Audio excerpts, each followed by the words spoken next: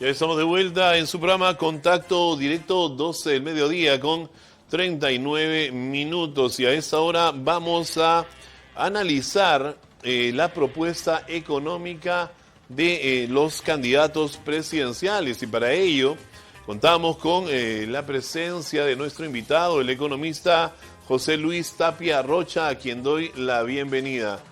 Doctor Tapia, ¿cómo está? Muy buenas tardes. Muy buenas tardes, Adolfo. Muy buenas tardes a los amigos de Contacto Directo.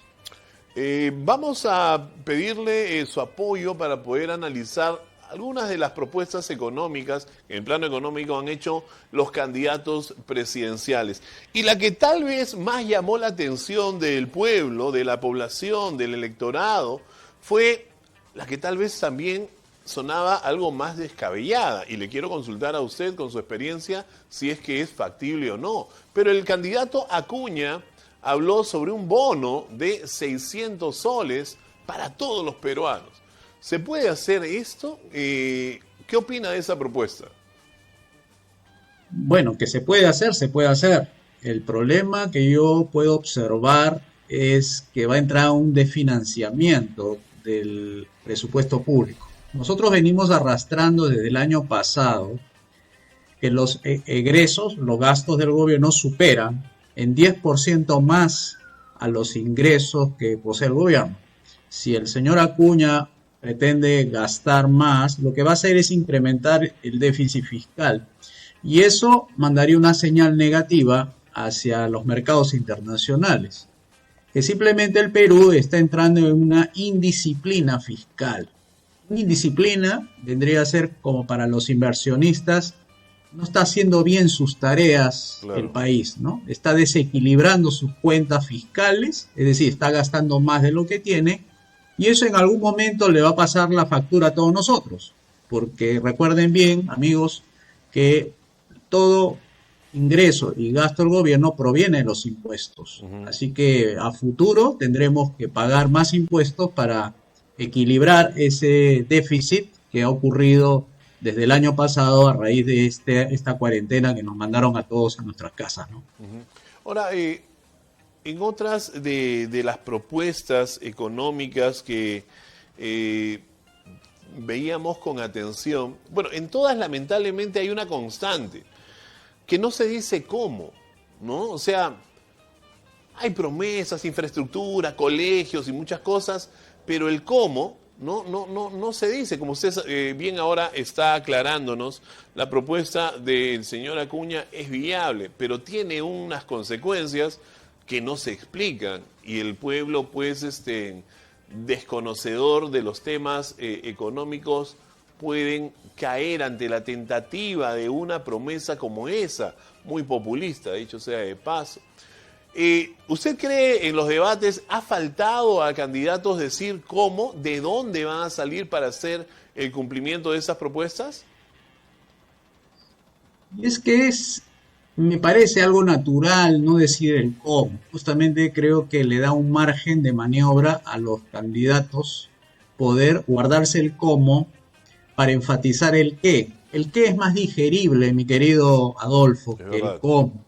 Creo que en su contexto que ellos han manejado, que es el debate electoral, tenían que enfatizar en el qué, porque el qué, digamos así, voy a construir puentes, voy a generar mano de obra, eso para los que estamos escuchando y los, digamos, también para aquellos que tienen pocos conocimientos de economía, puede sonar a algo bastante creíble hasta ahí, ¿no?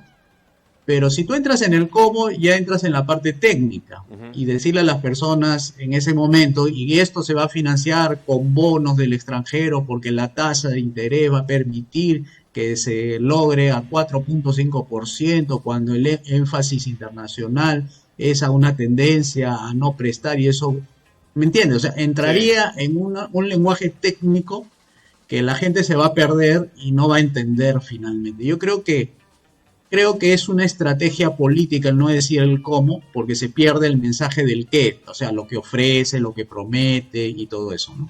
Ahora, Dentro de todos los candidatos, el economista, destacado de economista Hernando de Soto ha sido, pues, o es uno de los que postula la presidencia de la República. ¿Qué le ha parecido a usted los planteamientos en economía que realiza Hernando de Soto? Eh, a ver, hay que tomar a De Soto en dos partes, ¿ya? La primera parte me refiero a Hernando de Soto basado en sus libros, ¿no? Si uno mira el libro El otro sendero y El misterio del capital, vas a notar que hay dos diferencias, o hay una diferencia fundamental. En el primer libro, en El otro sendero, es mucho más de mercado libre, o sea, cree más en la iniciativa privada. Y en el segundo libro, en El misterio del capital, es mucho más pro gobierno, es decir, el gobierno soluciona los problemas. Entonces, cuando él lanza su propuesta del destrabamiento de los proyectos por varios miles, cientos miles de millones de dólares, esa parte correspondería a la del otro sendero, ¿no? La del libro pro mercado, pro libre empresa. Pero cuando uno luego lo escucha en las demás propuestas, por ejemplo, la de comprarle a la MIPES por 700 millones o entrar en una fase de generar empleo a través de medidas del gobierno, entonces ya tú encuentras que entre el libro El Misterio de Capital y El otro sendero hay diferencias iguales en su énfasis en que el gobierno tiene que hacer determinadas cosas por aquí y otras por acá. Pero de las dos yo te puedo resumir lo siguiente. Se le invita a las personas que se encuentran en el sector informal a formalizarse. Lo que no le dice el señor De Soto es que al formalizarse se va a enfrentar a una maraña de impuestos, trabas, regulaciones. Y entonces cuando vayan a examinar realmente esa invitación, se van a dar cuenta que al final no está haciendo nada por el mercado libre, es decir, por la parte del otro sendero. Entonces yo creo que a Hernando de Soto le falta ser más consistente con uno de los dos puntos. O bien se pega más al libre mercado, por tanto su retórica y narrativa debería ser más en la libre empresa, en el libre mercado y confiar en la iniciativa privada, o irse en la otra pro gobierno, para que el mensaje sea finalmente coherente con Uno lo que solo. piensa decir, ¿no? Me parece que eso le falta, definirse o bien por el libre mercado y haga todas las reformas estructurales necesarias para lograr el libre mercado, o se va por el otro de darle más énfasis a la participación del gobierno. ¿Usted cree que esto es parte de una evolución del señor De Soto, una parte de una apertura de repente ante las necesidades diversas del país, o es que es una estrategia política? Él ha evolucionado del libre mercado hacia la parte pro gobierno. Entonces me parece que en ese sentido se entiende un poco la incoherencia, ¿no? O sea, no se puede romper con todo su pasado, ¿no? Claro. Porque su pasado es el que le ha dado el prestigio que ahora lo tiene, ¿no? Es decir, el otro sendero. Y cuando quiso continuar este libro del otro sendero a un contexto donde él se está desenvolviendo, que era asesorar al gobierno, no podía dar resultados o propuestas, sugerencias de tipo de libre mercado, porque ahí no tendría sentido asesorar gobiernos cuando en realidad lo que hacía falta nada más era liberalizar, privatizar y reducir el tamaño del Estado. Entonces se ha encontrado con un contexto diferente en el cual en su libro El Misterio del Capital le ha dado al gobierno un rol importante. Entonces me parece que es una evolución por su, digamos, por su formación profesional de pasar de asesorar a la economía informal a ahora asesorar a los gobiernos, ¿no? Ahora, hay un temor por parte de la población, y mejor para decirlo así, hay una satanización por parte de una parte del electorado o de los partidos políticos contra los partidos de izquierda.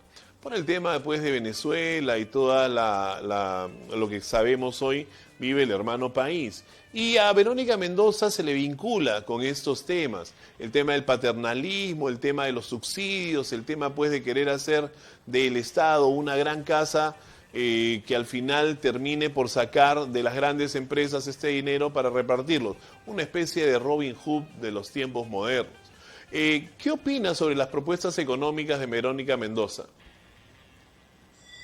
Eh, Verónica Mendoza tiene un hándicap, o sea, tiene un problema de fondo, que cuando propone, digamos, obras públicas, obras de infraestructura para modernizar el país y ampliar la oferta laboral, es decir, para que haya más mano de obra trabajando, entra en una serie de sumas que van añadiéndose y que al final no cuadra lo que propone con lo que hay. Entonces, igualito como en el caso de Acuña, ¿no? Va a entrar en un déficit fiscal y no va a poder resolver los problemas que está ella proponiendo solucionar. Entonces, y encima tiene el problema de la informalidad, que no lo ha sabido explicar bien cómo va a reducir la informalidad. Y es que no encuentra todavía los mecanismos. Y es que eso se resuelve con derogando leyes negativas que impiden que las personas puedan formalizarse. Entonces, a eso tú le añades otras propuestas de control del gobierno, perdón, control del mercado. Uno no entendería finalmente cómo va a obtener esos recursos que ahorita no lo tiene el gobierno porque tienen que endeudarse, y por el otro lado el sector privado reactivando para que le dé la cantidad de impuestos necesario para financiar esas obras de infraestructura. Entonces, creo que tiene desde el momento en que ella propone estas salidas de gran infraestructura, empleo por el lado de la inversión estatal, ahí no le cuadra la cifra. Uno de los temas o soluciones que ella brindaba dentro de esas propuestas era el tema del impuesto a la riqueza. O sea, este es un tema, no es un tema nuevo, digamos, en otras sociedades comunistas se ha dado. ¿Usted cree que el Perú en estos momentos, cómo recibiría, en el caso, un supuesto de un gobierno de Verónica Mendoza, un impuesto a la riqueza? ¿Sería un camino que nos llevaría a una economía como, por ejemplo, la destrozada economía venezolana? Mira, Adolfo, el impuesto a la riqueza en realidad es un impuesto a la pobreza. Escúchalo bien, y queridos amigos también. Cuando a un rico se le pone impuestos, los ricos tienen lo que se llaman fábricas, activos, terrenos, edificios. Cuando tú le pones impuestos a ellos no pierden, porque todos esos activos se valorizan y luego forman parte de lo que se llama su estructura de costos dentro de sus fábricas. Lo cual significa que al ponerle impuesto estás trasladando esos costos que uno piensa que solamente va a caer en los ricos, finalmente entra a la fábrica como un costo adicional y se transforma en los productos que ellos ofrecen al mercado. Por ponerte un caso, si ellos fabrican tarros de leche y le cuesta 3 soles fabricarlo, ese impuesto a la riqueza sobre su patrimonio, sobre sus acciones, inmediatamente contablemente lo va a trasladar y lo va a internalizar, de manera que el precio del tarro de leche ya no va a ser 3 soles, sino 3.50. Exacto. Entonces, el rico nunca pierde cuando le ponen impuestos, simplemente lo traslada al consumidor y el consumidor finalmente va a pagar ese impuesto a través de las compras que le realicen a los ricos, que son su fábrica y su producto, ¿no? Perfecto, creo que esto es algo que se tenía que aclarar y le agradezco en verdad porque ha generado mucha duda. Como usted dice, decir las cosas es muy sencillo, prometer, ofrecer es súper, súper divertido, incluso duro para los candidatos, ¿no? El decir voy a hacer esto, voy a hacer lo otro. El cómo es el problema. El cómo. Y nosotros como electores no debemos pues de deslumbrarnos simplemente por ofrecimientos de por aquí y de por allá, sino saber cuál es la realidad para saber si el Estado no termina siendo perjudicado en el intento de estas personas por cumplir esas promesas, o lo que es peor, no cumplirlas, ¿no? Porque son inviables ya cuando están encima del Estado peruano. El candidato Johnny Lescano ha sido un candidato que pues su plan de gobierno está a medias, ¿no? No terminó de tipearlo. Pero en temas económicos, ¿qué usted destacaría, ¿no? O mencionaría en positivo o negativo del plan de Johnny Lescano? Bueno, Johnny Lescano tiene una propuesta de crear 5 millones de puestos de trabajo y lo hace con una política económica de tipo expansivo. ¿Qué cosa es eso? Es cuando el gobierno emite los gastos y necesita más ingresos, ¿no? Entonces recurre normalmente a inversión estatal. Entonces, el gobierno utiliza ese gasto para construir puentes, carreteras, caminos, etcétera, y lo que va a hacer es, a través de ello, tratar de generar empleo.